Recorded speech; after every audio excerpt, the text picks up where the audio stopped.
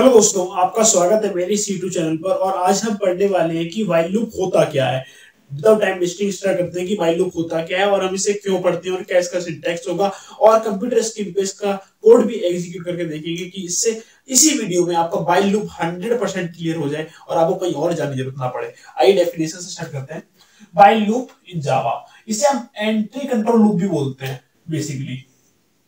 और इसकी डेफिनेशन है वो है while loop is an iterative control flow statement that evaluate a condition as long as आप थोड़ा ध्यान दीजिएगा, as long as this condition remains true, जब तक क्या है true, the statement inside the loop के इनसाइड जो भी हमने एक स्टेटमेंट दे रखी है, जब तक उसकी कंडीशन ट्रू है तो इस कंटिन्यू टू एग्जीक्यूट, मतलब कि वो कंटिन्यू करती रहेगी और एग्जीक्यूट होती रहेगी जब तक क्या है रिमेन्स ट्रू। जैसे ही फॉल्स होती है तो वो क्या कर जाएगी, एग्जिट कर जाएगी हमारे लूप से। तो बेसिकली व्हाइल लूप होता है वो यही होता है। अब हम पढ़ते हैं कि हम इसे यूज क्यों करते हैं, बेसिकली क्या पर्पस है यूज करने का। तो इसे काफी सारे एग्जांपल्स भी हैं और डेफिनेशंस भी हैं जिसमें हम अंडरस्टैंड इजीली हो सकते हैं कि क्यों करते हैं। तो मैंने उसमें से एक स्पेसिफिक एडवांस में आपको बता रहा हूं, व्हाइल लूप इन जावा। इसे हम ये भी लिख सकते हैं एंट्री कंट्रोल लूप।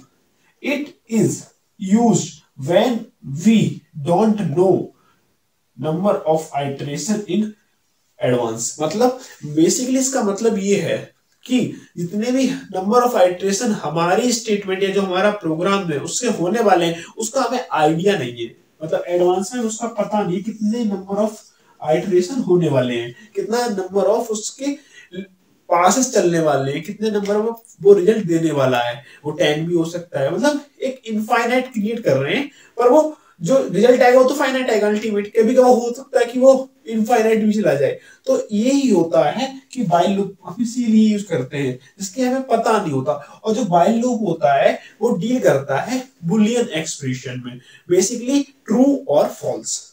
तो बुलियन भैया क्या होता है, जैसे कि डेटा टाइप्स में मैंने आपको बताया था कि बुलियंस के अंदर हम ट्रू एंड फॉल्स पढ़ते हैं। आपको डेटा टाइप की वीडियो डिटेल्स में समझनी है तो आई टैब पे क्लिक करके आप बुलियंस भी पढ़ सकते हैं। तो आते हैं कि आपको समझ में आ गया कि जावा क्या हो, वो जावा के अंदर व्हाइल लूप क्या होता है। अब स्टार्ट करते हैं कि एंट्री कंट्रोल लूप क्यों कहते हैं। बेसिकली एंट्री कंट्रोल लूप को आपको मैं समझाने से पहले ये बता देता हूं कि ये आपको जब भी समझ में आएगा जब मैं इसका सिंटैक्स लिख दूंगा। तो आइए सिंटैक्स लिखते हैं क्या होता है। ये आपको जब भी समझ में आएगा जैसे मैं इसका फ्लो चार्ट बना दूंगा। फ्लो चार्ट के बाद एक सिंटैक्स के बाद लास्ट तक आपको ये क्लियर हो जाएगा कि इसका second name entry control loop क्यों कहा जाता है। स्टार्ट करते हैं कि इसका फ्लो चार्ट क्या है और इससे हमारी अंडरस्टैंडिंग हो सके और इसका मतलब भी समझेंगे कि एंट्री कंट्रोल लूप क्यों बोला जाता है। ये इसका फ्लो चार्ट, जैसे हमने स्टार्ट किया और हमने प्रोग्राम लिखा और इसके अंदर डाल दिया। तो हमने एक कंडीशन दी, कोई भी हमने कंडीशन ले सकते हैं, और उसके बाद स्टेटमेंट हमारे अंदर है, कंडीशन के बाद स्टेटमेंट है। तो यहाँ पे कंडीशन जैसे कि हमारे प्रोग्राम लिखता है, कंडीशन से पता चल गई ये एक्स कंडीशन है और ये ट्रू होती है तो ये क्या करेगा, चला जाएगा। If is true then is pass कर देगा और उसे दोबारा चला देगा।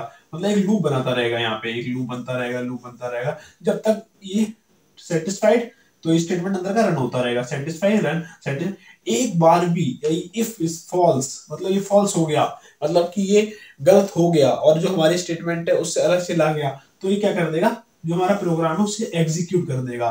तो एंट्री कंट्रोल लूप हम इसलिए बोलते हैं, बेसिकली जो भी हम व्हाइल लूप होता है उसके अंदर जो भी हम कंडीशन डालते हैं वो हम टॉप पे डालते हैं, बेसिकली स्टार्टिंग में डालते हैं, उसके बाद स्टेटमेंट लिखी जाती है। तो वो पहले ही एग्जीक्यूट करते हैं, इसी से पहले आता है एंट्री कंट्रोल लूप। एंट्री पे ही वो कंट्रोल कर लेता है, तो इसीलिए हम इसे सेकंड नेम इसका होता है एंट्री कंट्रोल लूप। आइए जानते हैं कि इसका सिंटैक्स क्या होता है। बेसिकली सिंटैक्स में मैंने आपको बताया था एंट्री कंट्रोल होता है, जैसे देख सकते हैं सिंटैक्स के अंदर हमने पहले लिखा व्हाइल, इस सर्कुलर ब्रैकेट्स लगाए, उसके अंदर जो भी हमें कंडीशन अप्लाई करनी है, और बेसिकली कंडीशन वो किस में होती है, बुलियन एक्सप्रेशन में। बुलियन में हमने कंडीशन दी और उसके बाद हमने कर्ली ब्रैकेट्स लगाए और इसके अंदर जो भी हमारी स्टेटमेंट है जब ये स्टेटमेंट एग्जीक्यूट करेगी जब ये क्या हो जाएगी, ट्रू होगी या फॉल्स होगी। फॉल्स होगी तो ये एंड हो जाएगी, यहां से एंड हो जाएगी, और ट्रू होगी तो ये अंदर जाके एग्जीक्यूट होगी, वरना वो एग्जीक्यूट नहीं करेगी कि फॉल्स हो जाएगी। तो ये सिंपल सा इसका वो है, क्या बोलते हैं, व्हाइल लूप का सिंटैक्स, और इसी को हम बोलते हैं व्हाइल लूप। दोस्तों हम आ चुके हैं कि अपनी कंप्यूटर स्क्रीन के सामने हम करने वाले हैं प्रैक्टिकल अप्रोच के साथ प्रैक्टिस की व्हाइल लूप यूज कैसे करते हैं कंप्यूटर स्क्रीन में। बेसिकली अभी हम सिंटैक्स समझ चुके हैं बोर्ड पे और अच्छे से समझ चुके हैं कि डेफिनेशन क्या होती है। अब हम स्टार्ट करते हैं अपनी स्क्रीन पे, और आइए पे आप लेफ्ट क्लिक कीजिए न्यू पे, जैसे मैंने आपको प्रीवियस वीडियो में बताया था जावा क्लास। अब क्लास किस नाम से बनानी है, बेसिकली हमारा जो प्रोजेक्ट है वो व्हाइल से होने वाला है, तो व्हाइल एग्जाम्पल।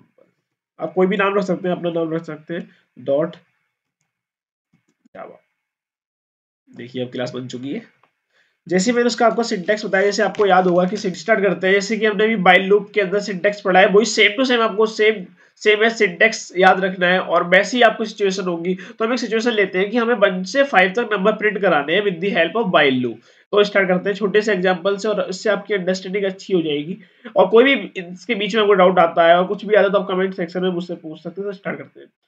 तो पहले क्या वो था कि हमें पहले टेस्ट क्या है, प्रीवियस में समझ चुके हैं और डेफिनेशन समझ चुके हैं। हम स्टार्ट करते हैं कि व्हाइल लूप का सिंटैक्स क्या होगा। और हम व्हाइल लूप का एग्जांपल पहले स्टार्ट करने से पहले हम लिखते हैं PSVM tab and then initialize करते हैं, इंटीजर लेते हैं value I and then equal to start किससे करते हैं, 1 to 5 प्रिंट कराते हैं, कम करते हैं तो 0 नहीं 1 ही लेंगे, सेमीकोलन लगाना ना भूलें। अब लिखते हैं व्हाइल। अब देखते हैं इसके यहाँ पे आपको देखो दिख रहा होगा, हेल्प कर रहा है, ये भी क्लास का नाम दिखा रहा है और नीचे दिखा रहा है व्हाइल। तो व्हाइल पे क्लिक करके टैप कीजिए और इसके अंदर आपको कंडीशन बनानी, तो कंडीशन कहाँ से कहाँ तक, 5 तक प्रिंट करना है। तो आई की वैल्यू कहाँ तक कहाँ जाएगी, I is greater than and equals to 5।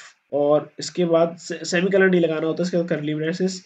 अब इसके बाद यहाँ क्या लिखेंगे, अपनी जो हमें प्रिंट कराना है। अब SOUT एंड टैब।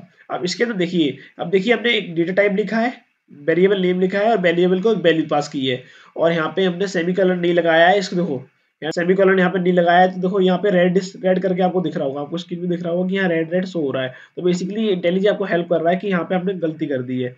अब यहाँ पे आप सही कीजिए, देखिए अब ये यहाँ पे भी देखिए राइट क्लिक हो गया है। बेसिकली मैं जैसे कि यहाँ पे मतलब इस इंडेंटेशन को हटा देता हूँ, तो यहाँ देखो रेड कलर में एक मिस्टेक आपको आइडेंटिफाई हो जाएगी कि हाँ यहाँ पे एक एरर आपको शो कर देगा।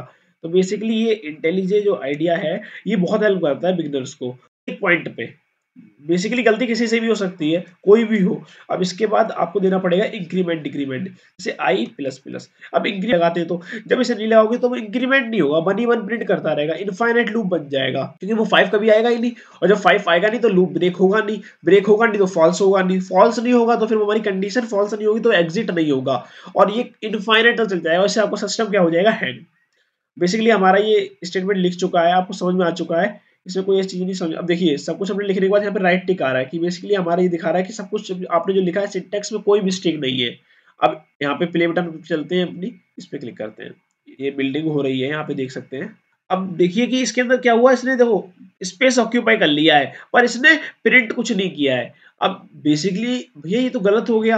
नहीं, मैं आपको एक चीज दिखाना चाहता हूँ, देखिए हमने इसके अंदर वेरिएबल्स का नाम ही नहीं लिखा है, तो जब तक आप इसके अंदर वेरिएबल का नाम नहीं लिखेंगे तो इसे पता ही नहीं आप प्रिंट क्या करना चाहते हैं। हाँ, पर कंडीशन रन हुई है, कंडीशन 1 से लेके 5 तक चली है, देख रहे हो यहाँ से स्पेस एक ऑक्यूपाइड किया है, 1 2 3 4 5 5 तक इसने स्पेस ऑक्यूपाइड किया है, पर इसके अंदर आपने कुछ प्रिंट ही नहीं कराया था, तो कुछ प्रिंट नहीं किया उसने।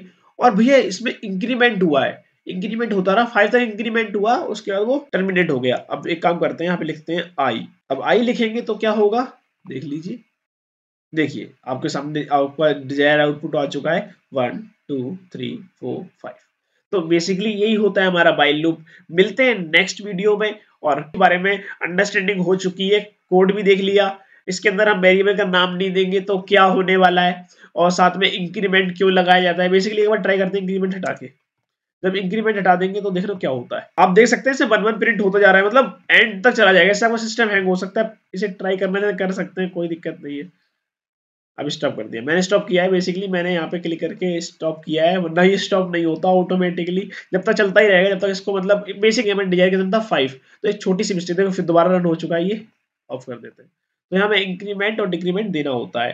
तो i प्लस तो मिलते हैं नेक्स्ट वीडियो में, जिसके अंदर हम पढ़ने वाले हैं कि फॉर लूप क्या होता है, और इससे अच्छे समझिए, काफी इसके ऊपर प्रैक्टिस कीजिए, काफी कंटेंट इसका डॉक्यूमेंट फॉर्म में पड़ा हुआ है इंटरनेट पे। मिलते हैं नेक्स्ट वीडियो में, इसमें पढ़ेंगे फॉर लूप। जय हिंद।